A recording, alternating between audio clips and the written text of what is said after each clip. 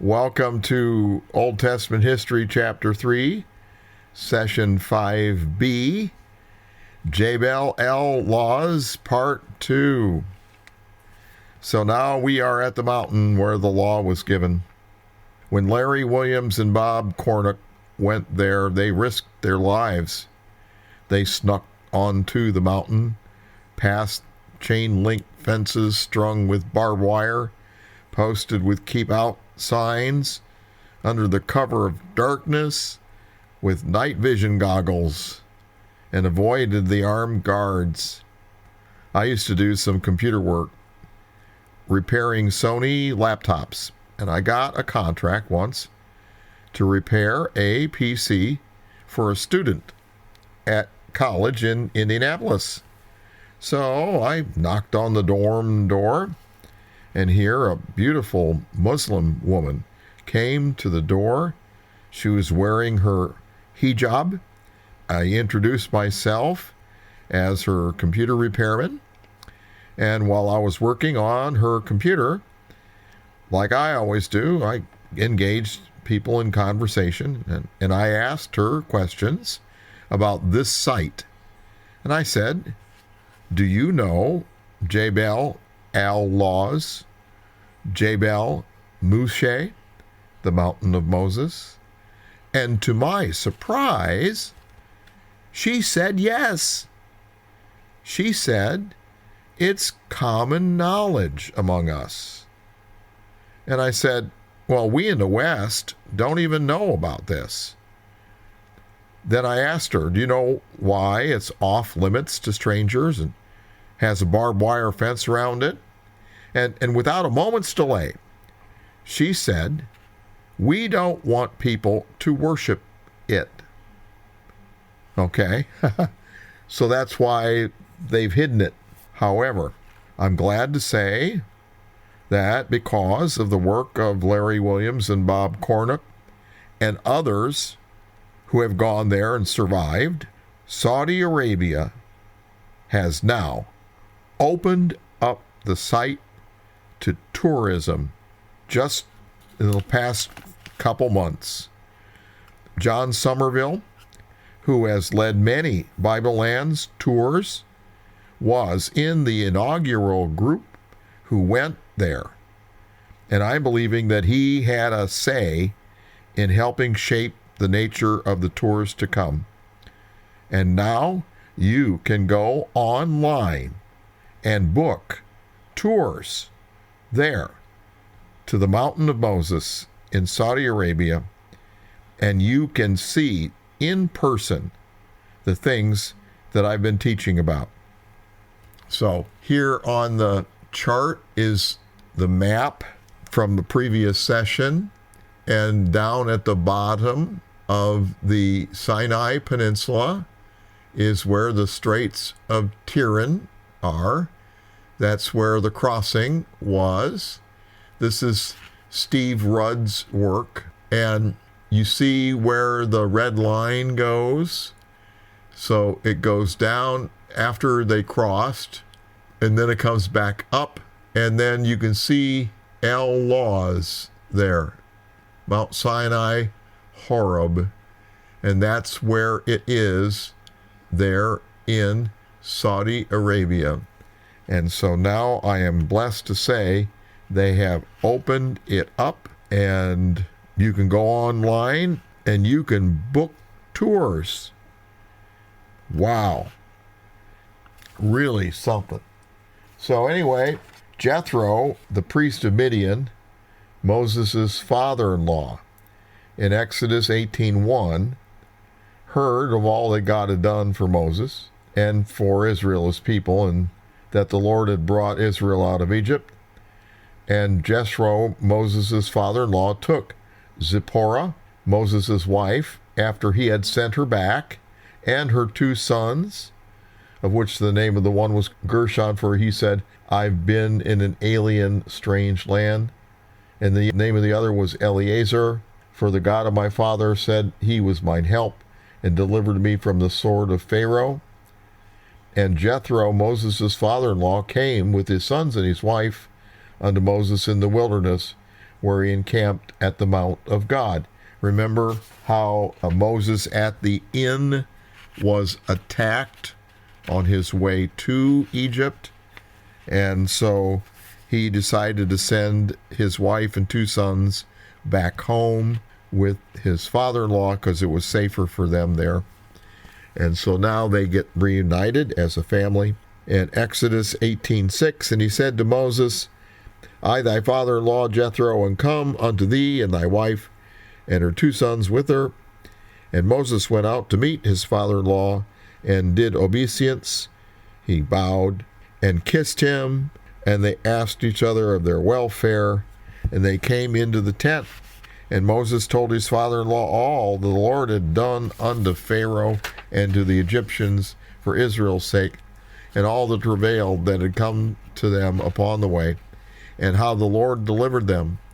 And Jethro rejoiced for all the goodness which the Lord had done to Israel, whom he had delivered out of the hand of the Egyptians. And Jethro said, Blessed be the Lord, who hath delivered you out of the hand of the Egyptians, and out of the hand of Pharaoh, who hath delivered the people from under the hand of the Egyptians. Now I know the Lord is greater than all gods, for the thing wherein they dealt proudly, he was above them. And Jethro, Moses' father-in-law, took a burnt offering and sacrifices for God. And Aaron came, and all the elders of Israel, to eat bread with Moses' father-in-law before God. And it came to pass on the morrow that Moses sat to judge the people, and the people stood by Moses from morning until the evening. And when Moses' father-in-law saw all that he did to the people, he said, What is this thing that you do to the people? Why do you sit yourself alone, and all the people stand by thee from morning until evening? And Moses said to his father-in-law, Because the people come unto me to inquire of God. When they have a matter, they come to me, and I judge between one and the other. And I do make them know the statutes of God and his laws. And Moses' father-in-law said unto them, The thing that you are doing is not good. Whew. Imagine telling that to Moses. You will surely wear away, both you and this people that's with thee. For this thing's too heavy for you. You're not able to perform it yourself alone. Hearken now to my voice. I'll give you counsel, and God shall be with thee. Be thou for the people to Godward, that you may bring the causes unto God, and thou shalt teach them ordinances and laws, and shalt show them the way wherein they must walk, and the work that they must do. That's what Moses should do. Well, now I'm going to adapt this Old Testament truth to our time. This is the job of the pivotal person. Every church that has existed has a pivotal person. Ephesians 4:16. Ephesians chapter 4, verse 16 explains this. From whom, from Christ is the head, the whole body, no one gets missed, fitly joined together and compacted by that which every joint supplies. Okay, there is a joint, there is a pivotal person in every body, every church. The body of Christ can be both global, universal, and local, congregational. And there is a pivotal person, the founder or head minister, and they become that way not because of who they are and not because of who they know, but because of what they do. They do. They supply. God gives them that supply. And the word supply is epikorageo. We get the word chorus from korageo because the choregos in Greek was the sponsor of the choir troupe. They had choir troops just like they had theatrical troops. that would go around and entertain. And so there was a choregos, a person, a patrician usually, who financed the choir and put the show on the road, made sure they were supplied with everything that they needed. That supply, the verb was choregeo. And then the epi in the front of it gives an idea of fullness, thoroughness. So an epichorageo is a full supply, and that's what pivotal people do. They rise up and they start giving, and they give, and then because of the law of giving and receiving, they receive more and have more, so they give more, and they receive more and they give more, and the whole thing snowballs because the principles work, and that supply comes from God. It's the kind of supply that's perfectly synchronized with your needs, with your thoughts. It's like it answers your questions before you answer them. That kind of thing. And you see that fit. Those are signs that happen, and then wonders happen. And that's how God supplies through the life and heart of that pivotal person. And when that occurs, then the body fitly joins together. That means that the pastor, and the evangelist people evangelize, and the prophet people speak for God, and they assemble and array themselves around that pivotal person, and a ministry is formed. And then it's compacted.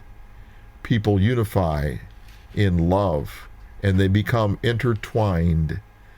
All right, and that is by that which every joint supplies. That comes from God.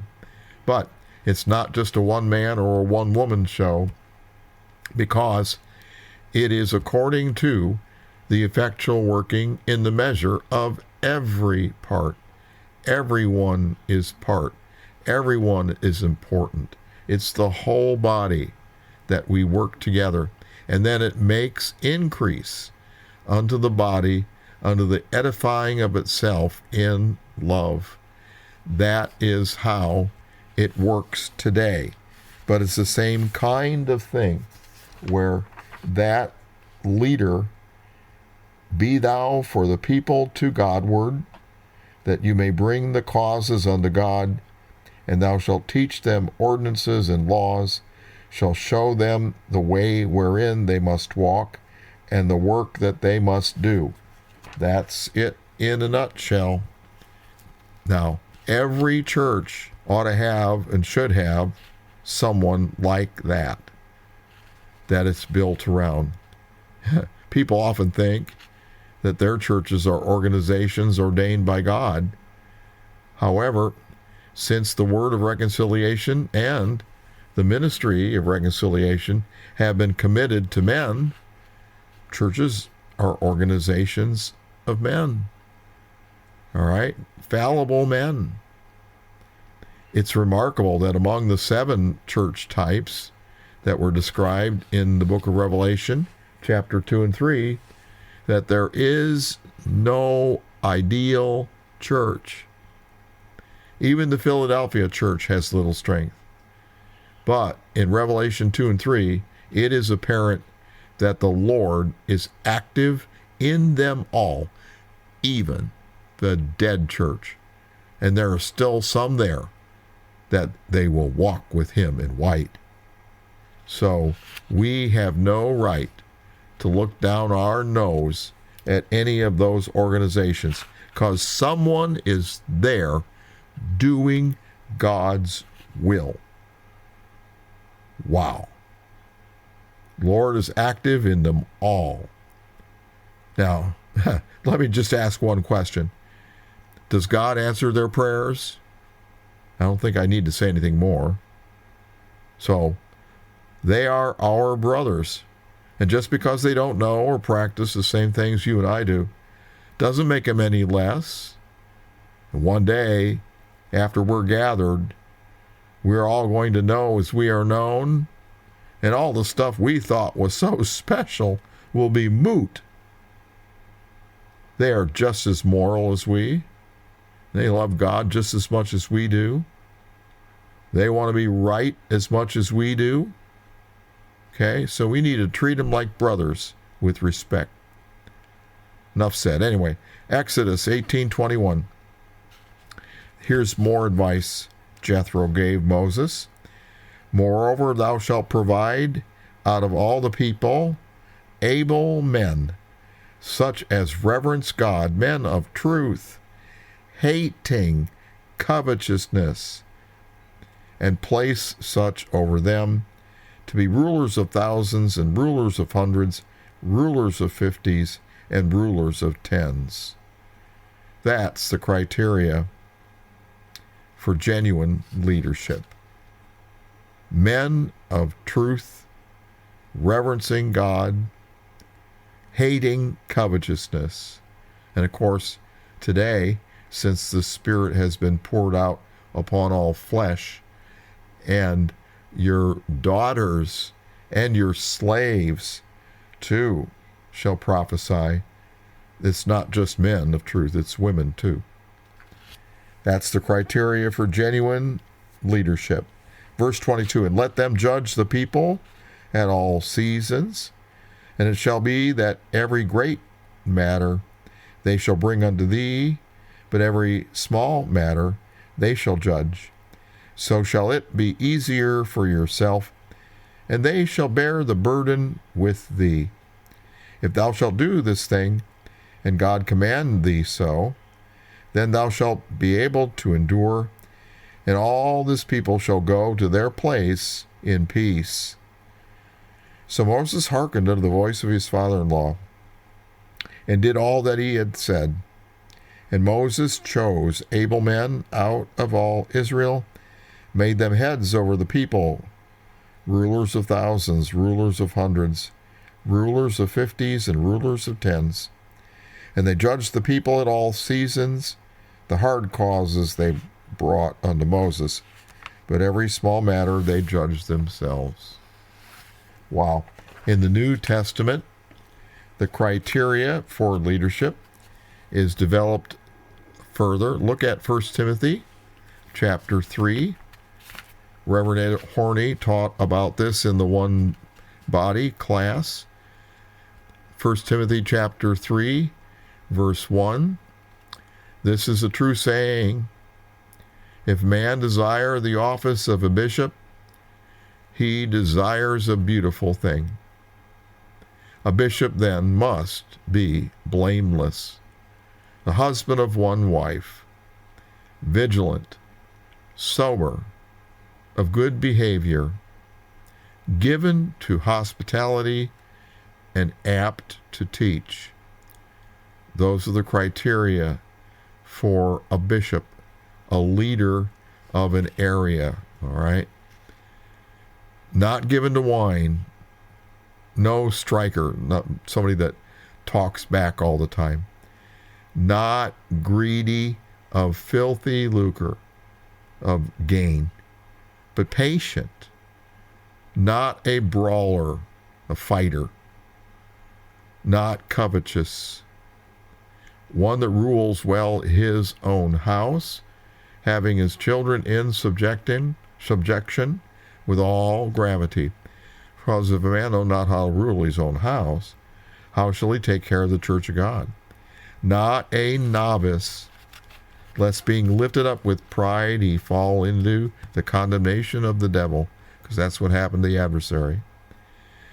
Moreover, he must have a good report of them which are without, lest he fall into reproach and the snare of the devil with all those accusations. Now, even the intermediate level of leaders have requirements.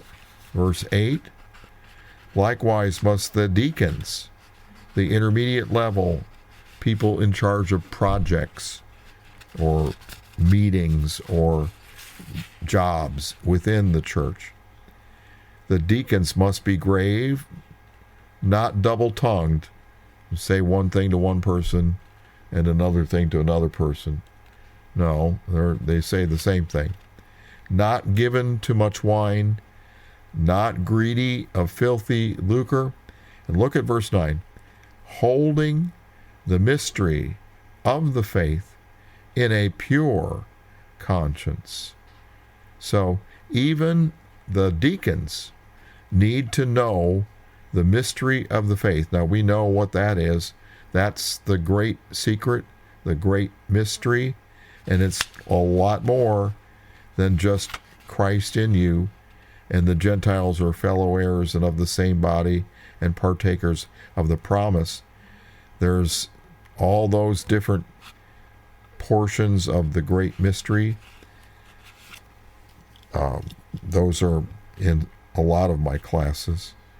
But they hold that in a pure conscience, where they know right from wrong. They've learned that in their practice, but it's not just general right and wrong.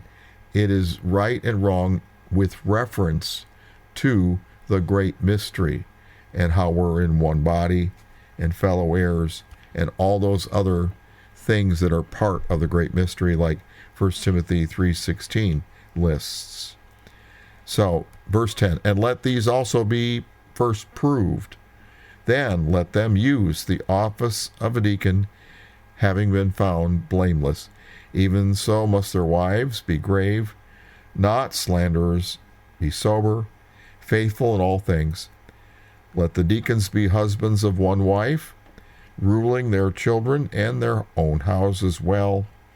For they that have used the office of a deacon well, purchase to themselves a good reputation and great boldness in the faith which is in Christ Jesus. Another thing very important that echoes what Jethro advised Moses is in 1 Timothy chapter 6, verse 3. 1 Timothy chapter 6, verse 3. If any man teach otherwise and consent not to wholesome words, even the words of our Lord Jesus Christ, and to the doctrine which is according to godliness. That doctrine is the mystery of godliness. So the 7 ones are part of this doctrine of godliness.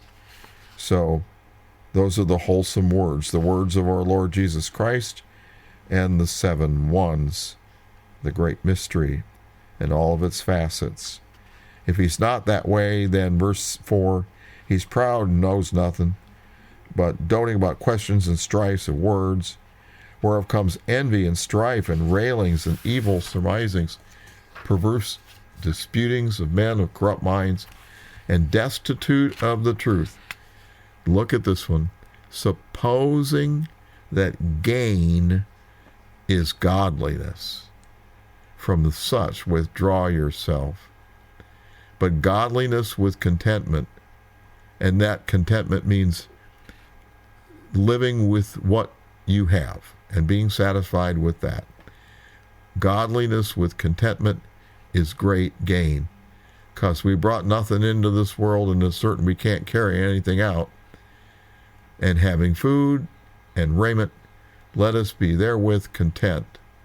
So, supposing that gain is godliness, that's such a big thing. People can't look at their congregation and think, what can I gain from him? What can I get from her? No way. You can't think that way and then believe God to heal people. You just can't do it.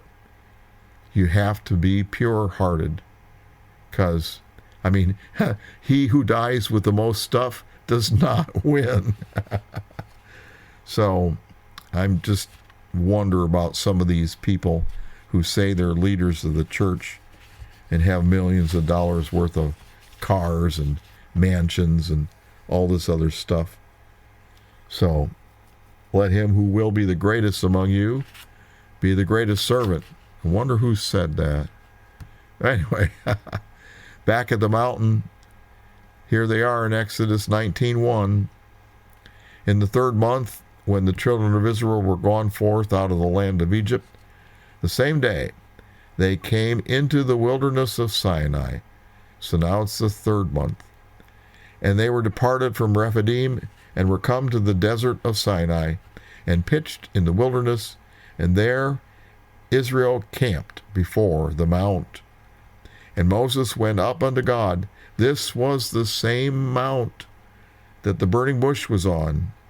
And God said that the proof of the thing is that you're going to come back to this mountain. And now here he is. And so they pitched in front of the mountain. They camped there.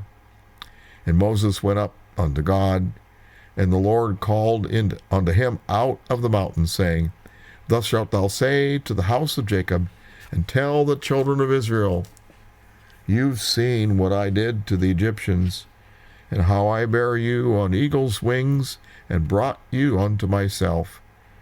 Now therefore, if you obey my voice indeed, and keep my covenant, then you shall be a special treasure unto me above all people, for all the earth is mine. And you shall be unto me a kingdom of priests and a holy nation. These are the words which thou shalt speak unto the children of Israel. And Moses came and called for the elders of the people, and laid before their faces all these words which the Lord commanded him. And all the people answered together and said, All the Lord hath spoken, we will do. And Moses returned the words of the people unto the Lord. And the Lord said to Moses, Lo, I come unto thee in a thick cloud, that the people may hear when I speak with thee, and believe thee forever. And Moses told the words of the people unto the Lord. And the Lord said to Moses, Go unto the people, and sanctify them today and tomorrow, and let them wash their clothes, and be ready against the 3rd day. For the 3rd day, saith the Lord, the 3rd day the Lord will come down in the sight of all the people upon Mount Sinai, and thou shalt set bounds unto the people round about, saying, Take heed to yourselves, that you go not up into the mountain, nor touch the border of it. Whosoever touch the mount shall surely be put to death. There shall not a hand touch it, but he shall surely be stoned or shot through, whether it be beast or man. It shall not live. When the trumpet soundeth long, they shall come up to the mount. So, even today, there are bounds set up around this mountain, stone piles in a concentric ring that makes the border. Verse 14, Moses went down from the mount unto the people, and sanctified the people. They washed their clothes. He said unto the people, Be ready against the 3rd day, come not at your wives. And it came to pass on the 3rd day in the morning, that there were thunders and lightnings, and a thick cloud upon the mount, and the voice of the trumpet exceeding loud, so that all the people that was in the camp trembled. And Moses brought forth the people out of the camp to meet with God, and they stood at the nether part of the mount. And Mount Sinai was altogether on a smoke, because the Lord descended upon it in fire, and the smoke thereof ascended as the smoke of a furnace, and the whole mount quaked greatly. And that is why here in this picture, here is that mount, and it's the only mountain in the area that the whole top of the mountain is burned black. There it is. And when Larry Williams and Bob Cornick went onto this mountain, they found the cave of Elijah that was there, and they found all this top was burnt black. And so they took a rock and threw it down and broke it in two, just to look at it and see what the nature of this burnt black was. And it wasn't like the whole rock was black. igneous material. The inside of the rock was intact, and the outside of the rock was melted black. God had come down upon that mountain like the fire and smoke of a furnace. Wow. Verse 19, and when the voice of the trumpet sounded long and grew louder and louder, Moses spoke, and God answered him by a voice. This is the miracle that accompanies the dawn of every age. Audible, phenomenal words of God inaugurate every administration. These can be heard by anyone, saint or sinner alike, because they are in concretion in the senses realm. In Genesis 1, God said, and God said, and God said. In the patriarchal age, in Genesis 3:8, they heard the voice of God walking in the garden in the cool of the day. And that was after Adam and Eve had lost spirit. And so it had to be in concretion. The law administration begins here in Exodus 19 and 20. And not all the people had spirit upon them. They heard it in concretion. The Christ administration began in Matthew 3:17 with a voice from heaven that declared, "This is my beloved Son, in whom I am well pleased." The church age, Acts 2, began with a sound from heaven as of a rushing mighty wind. So much changed, it caused wind. And the miraculous content of the speaking in tongues gave people the content, and the people understood it. And then the gathering administration in 1 Thessalonians 4 begins with a shout, with the trump of God, and with the voice of the archangel. What's he going to say? We will all hear it. And then the final era in the book of Revelation, Revelation 21:3, and I heard a great voice out of heaven saying, "Behold, the tabernacle of God is with men, and he will dwell with them, and they shall be his people, and God himself shall be with them and be their God. And God shall wipe away all tears from their eyes, and there shall be no more death, neither sorrow nor crying, neither shall there be any more pain, for the former things are passed away." Every administration begins that way, with audible, phenomenal words from God.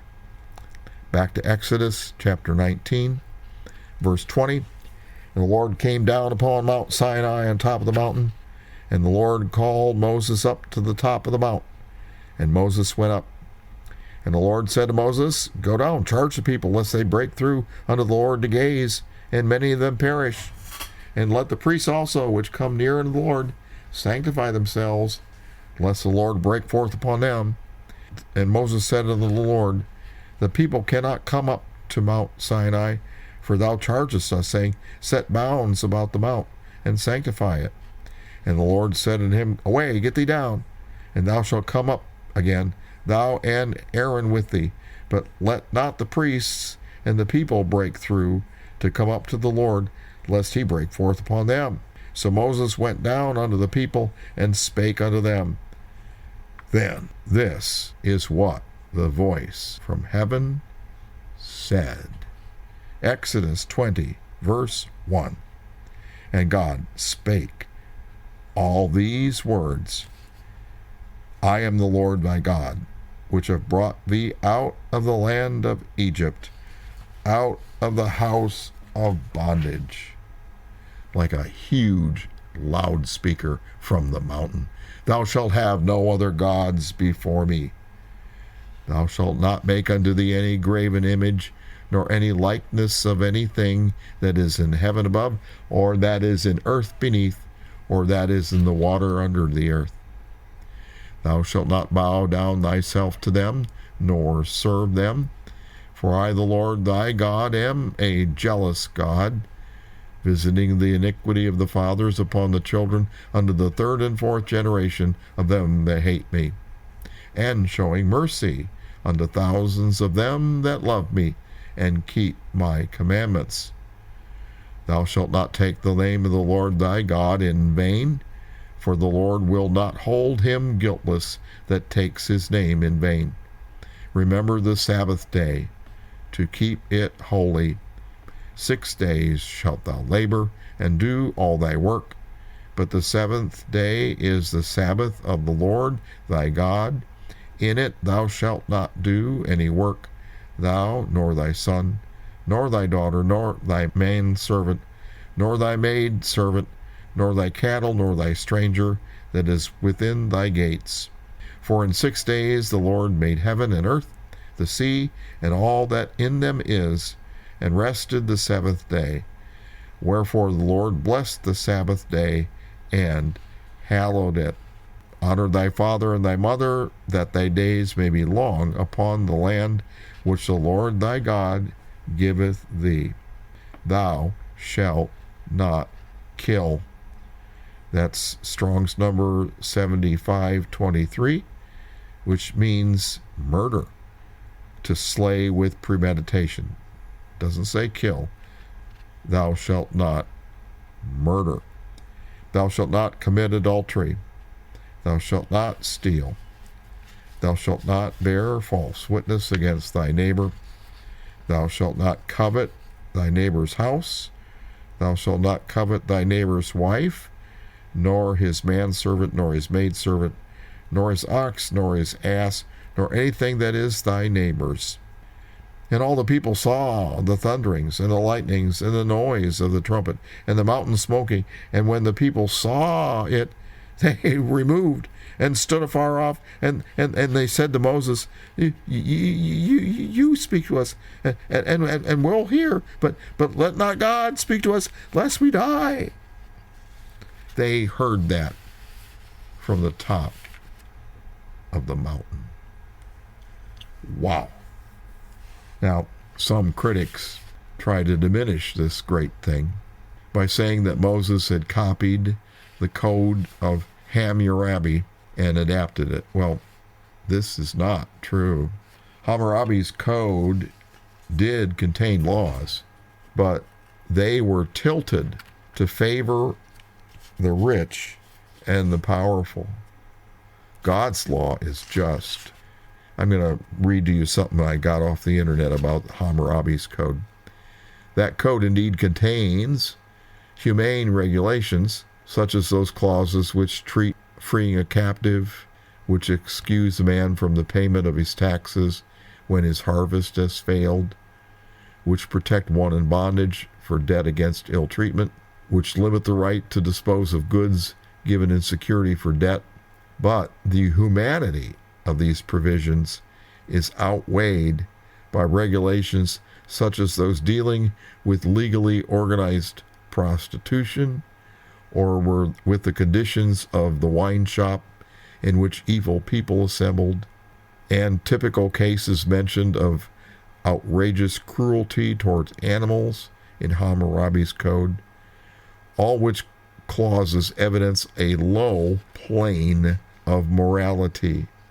Also, the code of Hammurabi favors the rich and the powerful over the poor. A law such as in Exodus 20, verse 17, thou shalt not covet, which in the Ten Commandments is a perception of the fact that covetousness is the root of all law-breaking, places above other earthly laws, is not to be found anywhere in the code of Hammurabi. Hence, it follows that the code does not recognize the law of neighborly love, since self-restraint is wholly foreign to the Hammurabi code. The institutions of the Torah, which protect those who are weak economically, which set bounds to the unlimited growth of wealth, and which care for the poor, are peculiar to itself. They're found only in Moses' law. The law of love to one's neighbor, which takes account of the stranger and even the enemy, is nowhere discernible in Hammurabi's code. The law of retaliation, of cold, calculating equity, quote, as thou to me, so I to thee, and the revenge of the stronger on the weaker, these form a broad foundation on which the love of one's neighbor finds no place in Hammurabi's code. So, God's laws are elevated and much more moral. Chapter 20, verse 20. So after the people said, no, you talk to us. We don't want to have God talk to us anymore. It's too scary. Moses said to the people, fear not, for God has come to prove you, and that his reverence may be before your faces, that you sin not. And the people stood afar off, and Moses drew near unto the thick darkness where God was at the top of the mountain. So Moses went up the mountain to confer with God. And in our next session is when he comes back down. So, bless you.